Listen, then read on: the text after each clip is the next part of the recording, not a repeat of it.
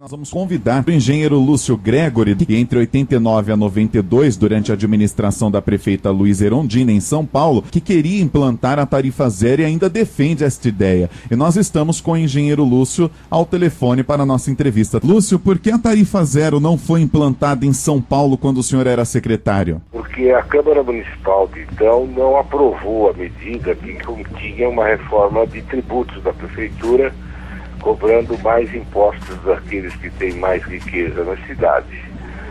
A Câmara não votou, porque provavelmente era uma Câmara de oposição à prefeita Erundina, e imaginava que se aprovasse o projeto e acontecesse realmente o sistema tarifa zero, provavelmente a prefeita Erundina teria um apoio, um crescimento, um prestígio de tal ordem que a Câmara não queria conferir a ela, né? E se ela tivesse sido implantada, o transporte público brasileiro hoje seria outro? Eu imagino que se São Paulo tivesse adotado a tarifa zero, como aliás desejava 76% da população que foi quando foi feita uma pesquisa pelo Instituto Toledo Associados em novembro de 1990, ou seja, se tivesse atendido ao desejo da população também, eu acredito que a cidade de São Paulo hoje teria uma outra configuração no que se refere ao tráfego, ao trânsito,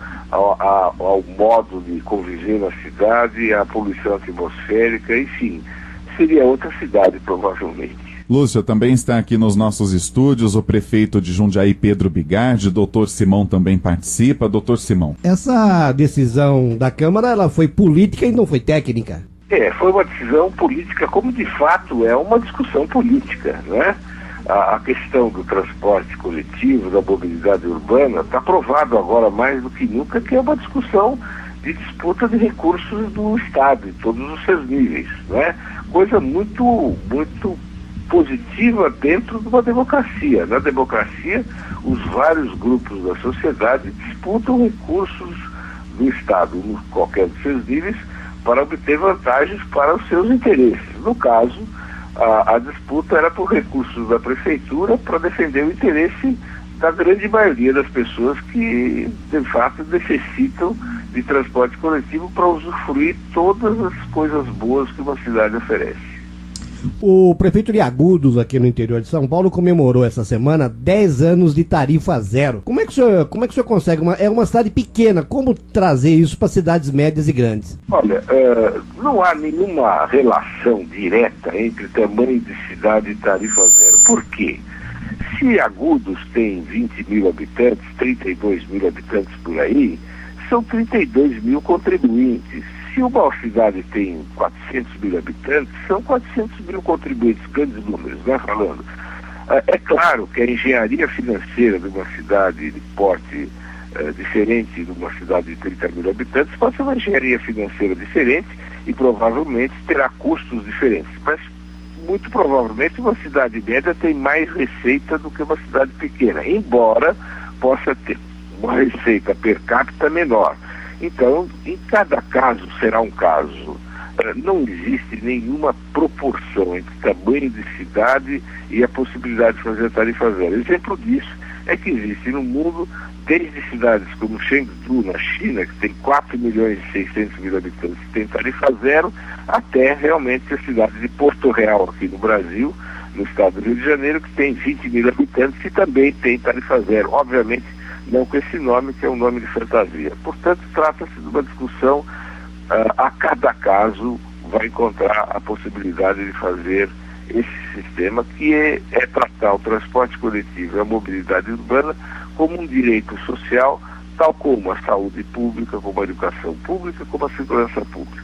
Estamos entrevistando o engenheiro Lúcio Gregory, ele foi secretário de Transportes da capital, era o engenheiro Lúcio que queria implantar também a tarifa zero e ainda defende esta ideia durante a administração da prefeita Luísa Erundina. E também está nos nossos estúdios, como já falei, prefeito de Jundiaí, Pedro Bigardi, vai cumprimentá-lo também, Lúcio.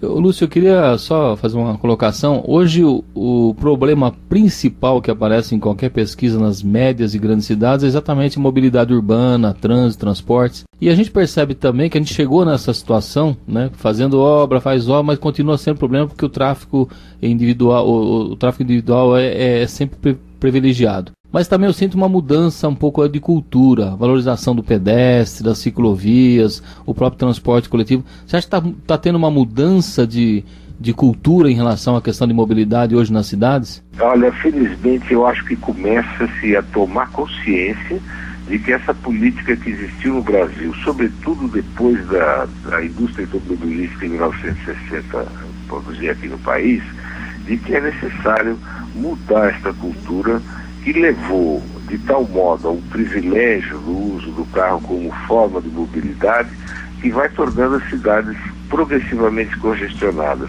Eu, por exemplo, tenho notado com surpresa, eu moro aqui em Jundiaí há 16 anos e percebo, à medida que o tempo passa, como o número de automóveis vai crescendo e o congestionamento em determinadas situações vai crescendo também.